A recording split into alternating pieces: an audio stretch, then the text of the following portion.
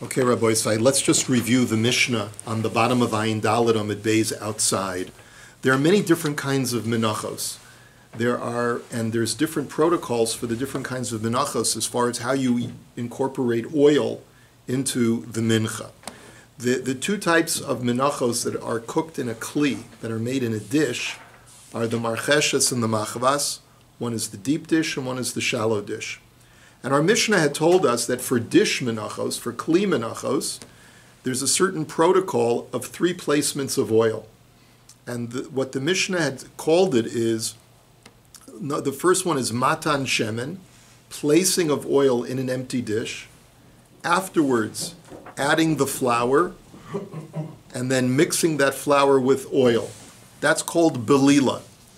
And then the third process is called yitzika, which is after you've mixed the oil with the flour, you pour additional oil on top, and then you bake it. Now, as we'll see in the Gemara, even after it's baked, you're going to do yitzika as well. It seems that way. So, then the Mishnah had presented us with a machlokes, that Rebbe says that the belila, which is mixing the oil into the bread, into the flour, is only done after the menachos are baked. That you would then break up the challah, the loaf, and you would mix it with oil after baking. But the Chachamim say no, belila, that middle stage of adding oil and mixing it, is done with flour. Okay, then the Mishnah had told us about the 2 types of menachos that are not in a dish, but are rather baked against the wall of an oven. That's called ma'afei tanur. They are baked against the oven. There are 2 types of menachos that are baked against the oven. One is called chalos, and the other one is called rikikin. The difference between chalos and rikikin is that chalos is flour kneaded with oil only, and rikikin is chalos kneaded with water. Both of them have oil in them.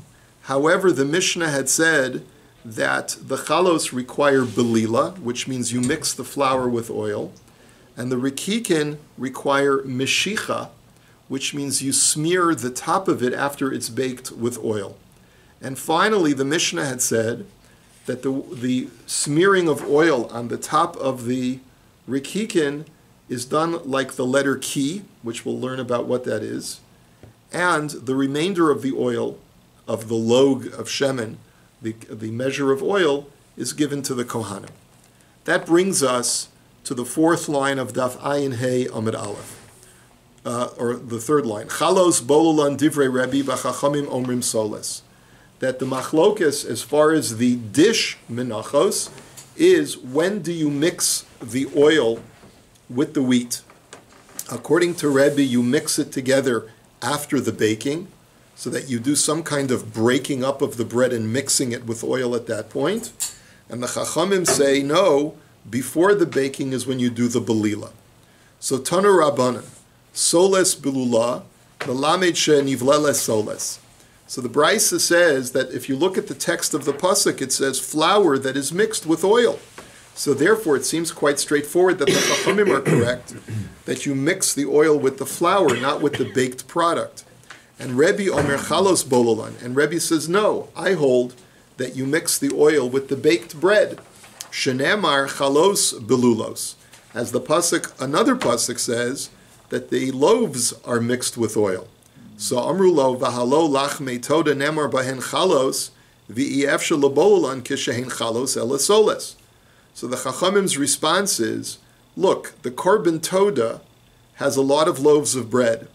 And there too it says that you're supposed to mix the chalos with oil.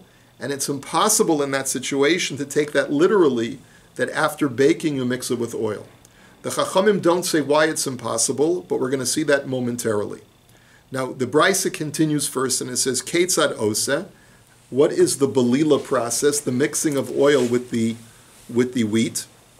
No sein shemen bichli kodem la'asiyasan. So the first is Matan shemen, which we mentioned in the Mishnah as the first stage, you pour oil into an empty kli. Vinosna, vinosein shemen aleho ubolula. Then you put the flour in, and you mix the flour with oil. Vilasha, vaofa uposisa, vinosein aleha shemen. And then you knead it, and you bake it, and then you break it into pieces, and you pour more oil on it, v'kometz. And then you do the kemitza. So that's how the Chachamim understand the process, that they view it that there is 3 placements of oil before baking, and then an additional pouring of oil after the baking. Now, at least it seems that way. Rebbe Omer chalos bolulan shenamar chalos belulos bashemen. Rebbe says, no, you do the belila stage after it's baking. So Ketzad Osa, no sin shemen b'chli kodem la'asiyasa, that you put oil in the kli before anything else. Vinosna, vilasha, va'oifa, uposasa, vinosin alea shemen ubolula. And then you put the flour in the dish, and you knead it, and you bake it, and then you break it up into pieces, and then you pour oil on it at that point, and you do the belila, you do the mixing of the oil with the baked pieces of bread. And then after you've mixed the oil in the broken pieces of bread, you then you pour additional oil. That's an additional pouring of oil on top of the baked product before you do kemitza. So that's the end of the brisa. The machlokus between Rebbe and the Chachamim very clearly is there a belila, a mixing of the wheat and the oil before baking, or is it only after, as the belila done after baking? But everyone agrees that oil is placed with the flour before baking, and oil is placed on the finished product after baking. The machlokus only is at what time is the mixing of flour and oil done. The Chachamim say before the baking, and Rebbe says after it's baked, you break it up into pieces, and that's when you mix it with oil. So now the Gemara says, "I efshar de ka'amri le rabbanan le Rebbe mai." Let's go back to that part of the brisa where the Chachamim said, with the korban toda, the Torah also says chalos belulos, that loaves of bread mixed with oil. And you can't say over there that you're mixing the pieces of bread with oil. Why is it impossible? What do they mean? So Amar Rabbi Shmuel bar Rav Yitzchak Revia Shemenhi Heich Mischalakas Lekama Chalos. So the answer is that if you look at the measurements in the Torah for the amount of oil versus the amount of loaves, you'll discover that it's a very, very small amount of oil that has to be mixed in homogeneously with all of the loaves of bread. And it's simply not feasible for the oil to penetrate all of the pieces of bread properly if you're going to tell me that the mixture of oil and bread takes place after the bread is baked. If you tell me that the oil is mixed with raw flour, so then it's possible to achieve a homogeneous mixture. But if the bread is already baked and it's already got so many pockets of air, it's much bigger, and it's much harder to mix oil with it. The oil will not absorb properly into that large amount of bread. And that's the reason why the Chachamim say that even though the Torah says chalos belulos, it means loaves of bread that had been previously mixed with oil before baking, not mixed with oil presently after baking. Next, hachalos tu'unos belila urikikin meshicha. The next thing that the Mishnah had said is that when we're talking about ma'afei tanur, those menachos that are not baked in a kli, but rather are baked against the wall of the oven, there are 2 types. One is called chalos, and one is called rikikin. The chalos require belila, which means mixing the oil with the flour and then baking it, and the rikikin require meshicha, which is smearing no oil before you bake it, but smearing oil on the surface of the finished product, the baked loaf. Tanu Rabbanan. And by the way, when we say loaf, you have to appreciate, as we'll see, that it's really more like a thick lafa. It's bendable, and it's basically like a thick lafa is really what these menachos are. So Tanu Rabbanan, chalos belulos velo rikikin belulin. So the brisa tells us that you only mix oil with the chalos, before the baking process, but you do not mix oil with the chalos for rikikin. You don't mix oil with the flour of the rikikin. You only put oil on it afterwards. Sheyachol v'halo dinhu. Uma chalos she'inan tu'unos meshicha tu'unos belila.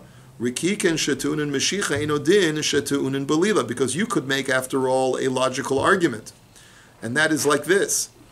The thick chalos that are baked only with oil do not require meshicha, and yet they require belila, which is mixing the oil with the flour. So surely something which requires meshicha should require belila. So Talmud Omar chalos belulos velo rikikin belun. So to dispel that, the language of the pasuk is only chalos are mixed with oil, not rikikin. Now rikikin meshuchin velo chalos meshuchos, and the Torah also uses the language that rikikin are associated with meshicha, smearing with oil after baking, and not chalos. And because, why does the Torah have to say that? Sheyachol v'halo dinhu. Uma rikikin she'enan tu'unin belila tu'unin meshicha. Chalos she'tu'unos belila eno din she'tu'unos meshicha. This is because you could have made the logical argument in the opposite direction. Look, after all, rikikin do not require belila, and that they require meshicha. So surely chalos, which require belila, should require meshicha as well after baking. So Talmud Omar rikikin meshuchin velo chalos meshuchas, and therefore the pasuk has to tell you that no, rikikin are associated with meshicha, with the smearing, but not the chalos. Now, my Talmudah, where do you necessarily see that from the psukim?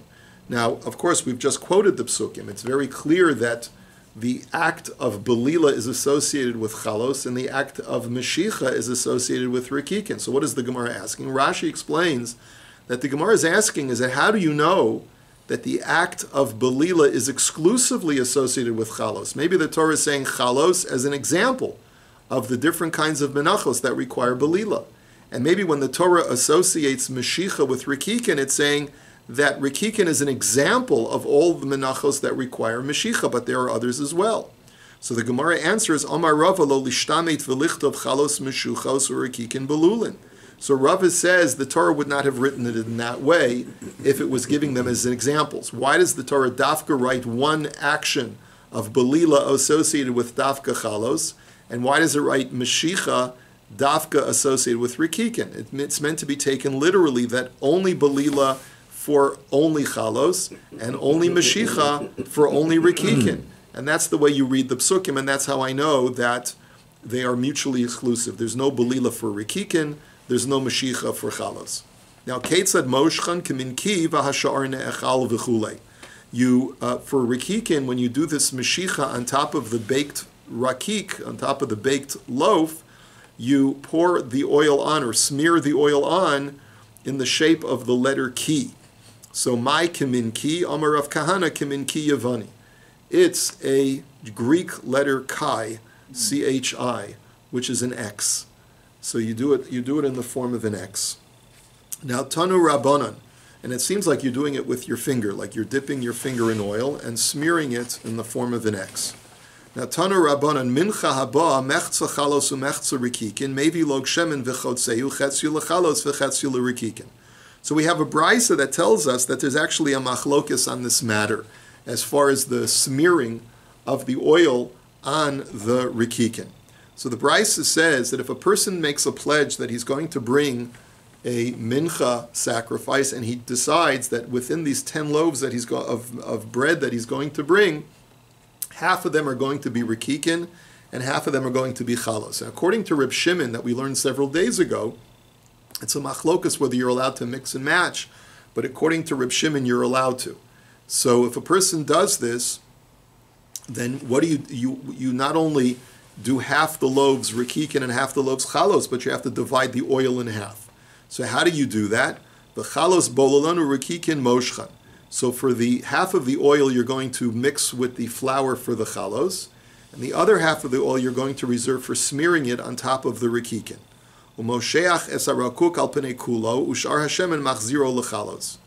And so what are you supposed to do?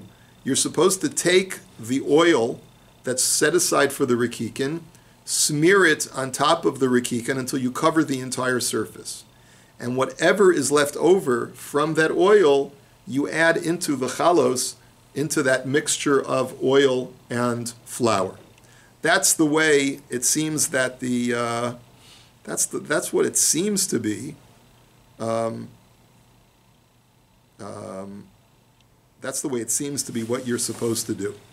Now, Reb Shimon ben Yehuda mishum Rabbi Shimon Omer Moshchan kiminki ushar Hashemen ne'echal kohanim. Rabbi Shimon ben Yehuda says in the name of Reb Shimon, I disagree. You don't smear the entire surface of the rikikin with oil, but rather you only make the mark of an X. And the rest of the oil is not added to the chalos for belila, but rather it is given to the kohanim. That goes like our Mishnah. Tanya idach rikikin haboin b'fnei atzmim maybe log shemen u'moshchen v'chozer moshchen ad sheyichla kol shemen shebalog. A slightly different position is cited in this different brisa, which is that when you are bringing rikikin, just only rikikin without accompanying chalos, so then you smear the oil on the rikikin until you cover the entire surface, and then you allow that oil to absorb into the bread, and when it's dry on top, you add more oil, and you can keep continuing this process until the entire log of oil is completely exhausted. Rabbi Shimon ben Yehuda Omer Mishum Reb Shimon Moshchan kiminki ushar Hashemen ne'echal kohanim.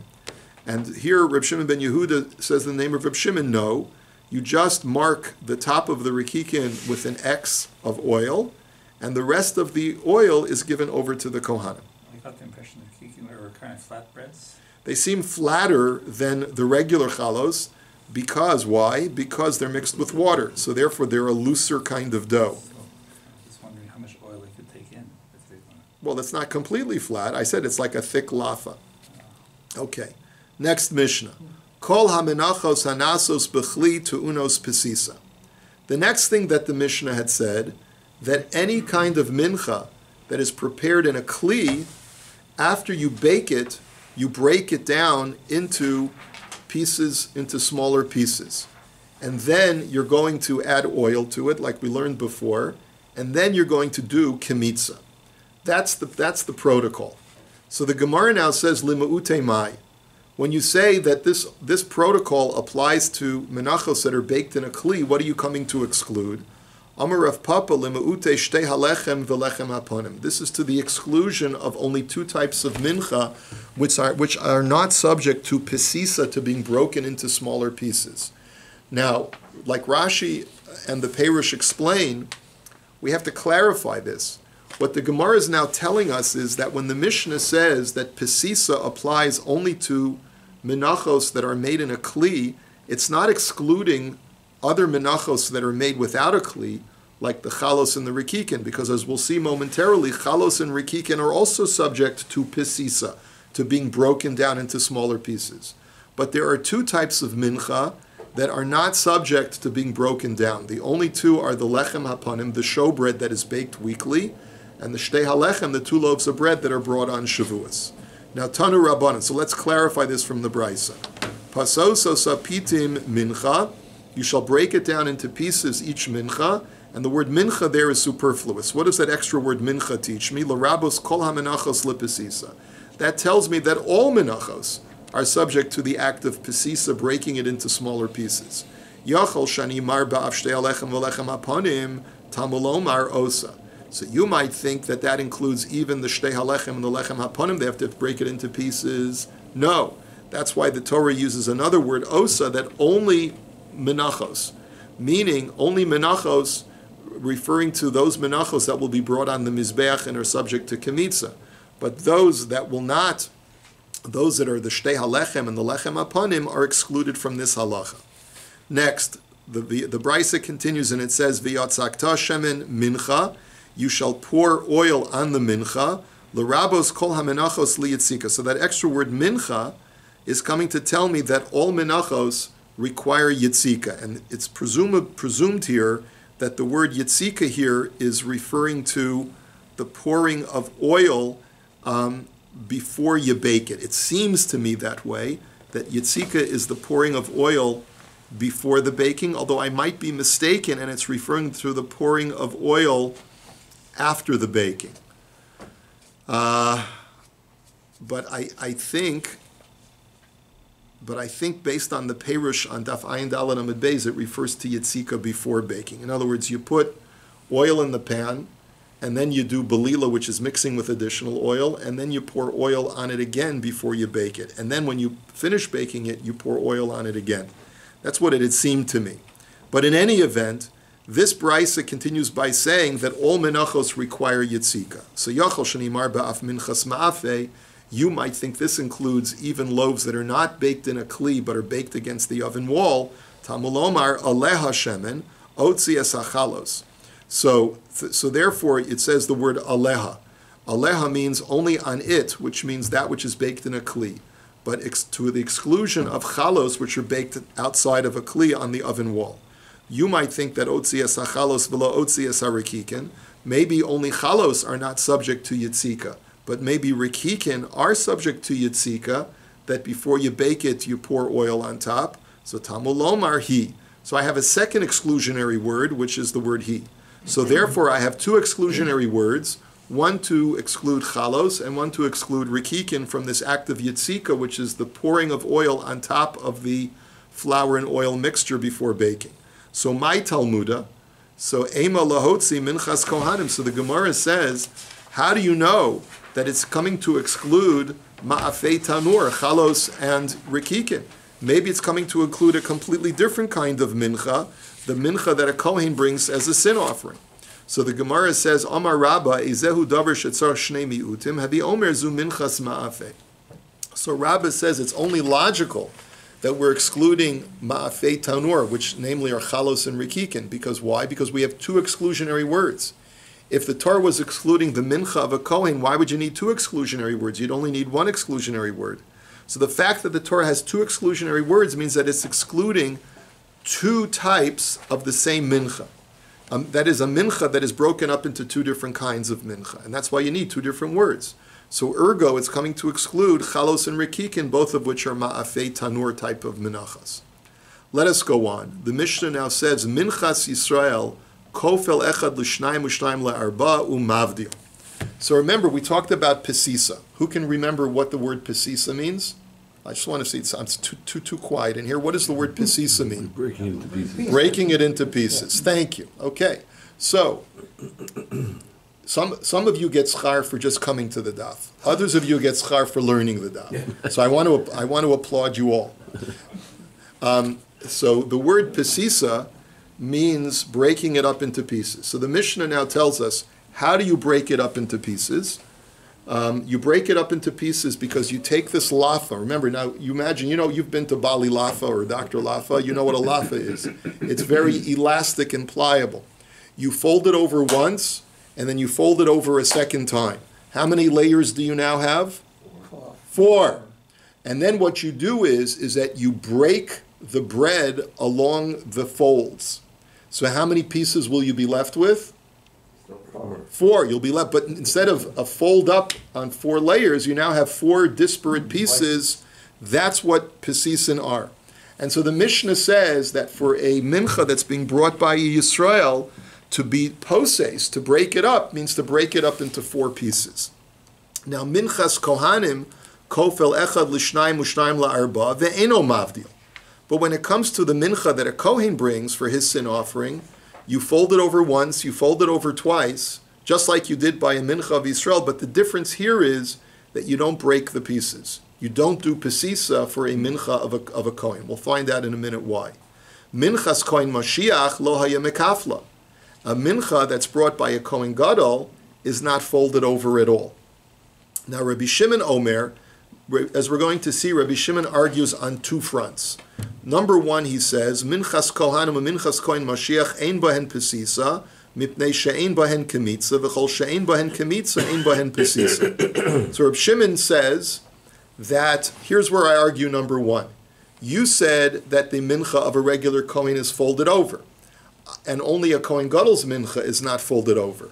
I hold that both a regular Kohen's and a Kohen Gadol's mincha, neither of them is folded over, because neither of them are subject to pesisa. And if neither of them are subject to pesisa, there's no point in folding over the mincha of a regular Kohen. Now, Rabbi Shimon also tells us a rule. He says, you know why it's not subject to pesisa? because you only have to do pesisa for something that you're going to do kemitza on, in order to make the kemitza more doable, because it has to be in small pieces in order to do kemitza. But if there's no kemitza, then there's no pesisa necessary at all. Now, the only problem that I have with this statement is, if you remember, Rabbi Shimon was quoted a few days ago or 2 days ago as saying that the mincha that is brought by a kohen is subject to kemitza, even though it's going to be totally burnt on the mizbeach. So here Rabbi Shimon seems to be contradicting himself, and the only explanation that I can come up with is that Rabbi Shimon is l'divreihem de chachamim kamer lahu. In other words, he's saying, according to you chachamim, that there's no kemitza for a minchas kohen, then there's no need to fold it over at all. The second point that Reb Shimon argues on is v'kulan posusan kizesim. I hold that when you break up a Yisrael's mincha, you said you only have to break it up into 4 pieces. I hold you have to break it up into many more pieces, because each piece should be approximately a kazayas. Okay? So that's Reb Shimon's shita. The Chachamim argue and they say, no, you break up a lafa into 4 pieces, and each piece is significantly more than a kazayas. The Gemara now says, Tanu Rabbanan, Pasos, Yachol Lishnaim Tamulomar Pitim. So the Torah uses the language of Pasos Osa Pitim. You shall break it up into pieces. And there's a double language of Pesisa in that pasuk. So why is the double language? To tell you that you have to fold it over twice and then break it up. So instead of just breaking it in half, you break it into 4. Ipitim yachol yasenu pirurim. But if the Torah uses multiple words of pesisa, maybe that implies that you should break it up into the tiniest of pieces until it's made into breadcrumbs. So Talmud Omar osa lepesisim velo pesisa lepesisim. We therefore have an exclusionary word which teaches me that you have to limit how much you break it up. You break it up, but you don't break up the breakups. And therefore you only break it up into 4 pieces, not into any more. So ha-ketzad minchas yisrael kofel echad l'shnayim u'shnayim la'arba u'mavdil. So the Brisa just spells it out, just like the Mishnah. You fold over the mincha of Yisrael once and then twice. You now have 4 folds, like 4 layers, and you break it along the folds, and that's how it works. Minchas kohanim v'kohen Mashiach hayemekaflu v'chulei.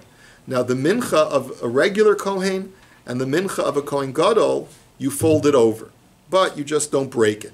Now the Gemara says, but wait a minute, that this brisa seems to be saying something different from our Mishnah. Didn't our Mishnah say that the Kohen Gadol's mincha is not folded at all? So Amar Rabba eno mekaflo la'arba avol mekaflo l'shnayim. So Rab explains, no, the brisa is clarifying the Mishnah. It's true that the Mishnah had differentiated between the mincha of a regular Kohen and the mincha of a Kohen Gadol, but the mincha of a regular Kohen is folded over twice, and the mincha of a Kohen Gadol is only folded over once. When our Mishnah says you don't fold it over, it means you don't fold it over twice, but you do fold it over once, and that's what the Brisa clarifies. Next, Rabbi Shimon Oimer, Minchas Kohanim and Minchas Kohen Mashiach Ein Bahem Pesisa V'chulei. So Rabbi Shimon had argued on 2 fronts. Number 1, he says you don't fold over the mincha of either a regular Kohen or a Kohen Gadol at all, because they're not subject to Pesisa, and therefore there's no reason to fold it. And the second thing that Rabbi Shimon had said is that by a mincha of a Yisrael where you do the pesisa, he says you break it up into much smaller pieces so that each piece has a kazayas. Now we're going to see, for this last few moments of the Gemara, we're going to see an exact quote from a sugya in Maseches Brachos having to do with the bracha of Hamotzi Lechem min haaretz. So this is now all Maseches Brachos. For the next, so you can put on your different brain now for Maseches Brachos. Amar Rav Yosef, Hai chavitza di'isba pirurin kazayas, mevarchinan aleha hamotzi lechem min haaretz. So Rav Yosef says, if you have a chavitza, now what is a chavitza? It's bread pudding, or some call it bread stuffing. Basically, you take pieces of bread, you mix it with water, oil, eggs, whatever you're going to mix it with, and then you bake it. Really, it's quite good when you put the right spices in. So what? They do it in the new country too. Anyway, so what bracha do you make? So if the pieces of bread that you broke up to make this pudding have a kazayas each, so you make hamotzi lechem min haaretz. Ilespa perun kazayas mevarchin aleha bori minei mizonos. But if the pieces were broken up and made into a pudding, the pieces are smaller than a kazayas, you make a bori minei mizonos. Now, not so fast. Let's go further. Amar Rav Yosef. One second. We got to get to the maskana. Amar Rav Yosef mina aminola. So Rav Yosef says, how can I prove this to you that the criterion is kazayas? If it's kazayas or more, it's hamotzi. If it's less than a kazayas, it's mezoinus. So how do I know this? The Tanya haya omedu makriv menachos birushalayim omer baruch shechiyanu v'kiyamanu. There's an interesting brisa that says that if you're a kohen that hasn't brought a korban mincha in a very long time, so if you're doing this now for the first time or for the first time in a long time, you say a shehechiyanu while you're bringing the korban mincha. Natlan la'achlan omer hamotzi lachem naras. And if now you're taking the mincha to eat it, you're the kohen, you get the shirayim, right? So you want to eat it, you make hamotzi lachem min haaretz. Utanan v'kulan pesisan b'kazayis. And we know that according to Reb Shimon, the pieces have to be broken down to the size of a kazayas, which implies that only to be broken into a kazayas size, but if it's less than a kazayas size, you can no longer make hamotzi lechem min haaretz. So that's, says Rav Yosef, is where I derive this halacha. So Amar le Abaya ulatana devei Rabbi Shmuel damer mefarchan ad shemachzirin lesoltan hachanami delo mevarech hamotzi. Now 1 second, we know that that's the opinion of our Mishnah and Rabbi Shimon. But there's another brisa, Tana Devei Rabbi Yishmael, that says that when you do pesisa, you break the bread down into breadcrumbs. According to you, the Kohanim should not be allowed to make hamotzi. They should only be able to make a mezainis on that. Is that what you're suggesting? V'chitei mahachinami. And if you're going to say that that's taka the halacha, then I have a problem. Because v'hatanya liket mikulan kazayis v'achlo, im chametzu anush kares, im matzuhu adam yotzei b'hen yedei chavasa b'pesach. There's a brisa that says that if I have ground up bread, then if this ground up breadcrumbs, if I have breadcrumbs, if I eat a kazayas of these breadcrumbs on Pesach, and those breadcrumbs are chametz, so I get kares, because for eating a kazayas of chametz. If I eat them and they're kosher Pesach breadcrumbs, right, matzah meal, right, and I eat a kazayas of matzah meal, I fulfill my obligation of eating matzah on Pesach. Now, doesn't that imply that it has a din of lechem, not a din of mezoinus? So the Gemara says, don't you see from here that even if you break it into breadcrumbs, you would still make the bracha of hamotzi lechem min haaretz? So the Gemara answers, hacha b'mayaskinan b'she'irsan. No, says Rav Yosef. Really, if it's less than the size of a kazayis, you make a mezainis. What is the Gemara there talking about when you take matzah meal and you eat a kazayis? You fulfill the mitzvah of matzah. That's because you took the matzah meal and reconstituted it into new bread. You took matzah meal, mixed it with water, and baked it, and that's why you make hamotzi on it. But if you were just eating small crumbs, so then you would not make hamotzi. You'd make a mezainis. So ihachi hainu dekatani Allah v'husha achlan b'chdei achilas pras v'i b'she'irsan sha'achalomi boilei. But how can you say that, Rav Yosef? That you're saying that you took a whole bunch of matzah meal crumbs and reconstituted it into a slab of matzah, into a slab of bread? Then the language is off, because it says later that in order to fulfill the mitzvah of matzah, you have to eat it within a certain allotted time, which is called b'chdei achilas pras. And it says over there, the language is if you eat them, which means if you eat the crumbs of matzah meal, b'chdei achilas pras, then you fulfill the mitzvah of matzah. According to what you're saying, it shouldn't have said you're eating them, but it should have said you're eating it, because you've reconstituted into a unitary slab of bread. So the language is off according to what you're saying. It doesn't make sense. Elahacha b'mayaskinan b'bami lechem gadol. So Rav Yosef says, you're right. The real answer is as follows. When do you view breadcrumbs as bread? When you've broken off small little tiny breadcrumbs from a larger loaf of bread and the remainder of that loaf of bread is still intact. In that situation, because you clearly see that it came from a loaf of bread, you make hamotzi even on breadcrumbs. But if you've completely ground up the loaf of bread, so there's no remnant of that bread any longer, and you broke it down into breadcrumbs, you would make a mezainis. Now, has anyone ever heard that halacha? Croutons. One second. But have you ever heard that distinction between Where it broke up from. if some of the bread is intact versus Croutons. No, it's a shame. that's a different halacha. That's a different. You're talking about the halachas of basar b'challah. I'm talking about the halacha of the bracha of hamotzi. Have you ever heard this distinction between you make a bracha of hamotzi lechem and arts on breadcrumbs if there's a remnant of an intact loaf from those breadcrumbs versus if there's not? We don't see that in halacha. This is not halacha lamaisa. So the question is, my havi Allah. So what was the upshot? Rav Sheshis Omar, afilu pirurin she'ein bahen kazayis, that even on breadcrumbs that are smaller than a kazayis, you do make hamotzi. Not like Rav Yosef had said. But here we have to qualify it. So Amar Rava v'hu de'ika, that they're mitzarev. Of course they're mitzarev. Yes. V'hu de'ika terisa denahama alayu. But there's one proviso, and this is codified in Shulchan Aruch.